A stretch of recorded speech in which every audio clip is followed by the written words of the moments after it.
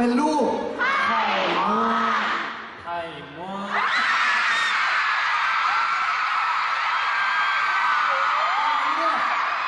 อันนี้เนี่ยเรียกได้ว่ายังไม่ม่วงมากถ้าม่วงมากกว่านี้จะเป็นไข่ม้ว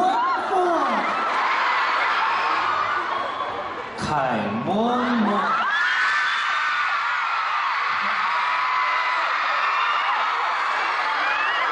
น้องๆเอลไทยให้ผมถามแทนว่า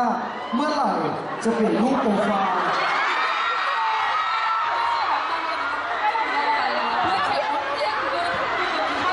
น้องๆอยากเห็นหน้าคุณขยูไม่ได้อยากเห็นไข่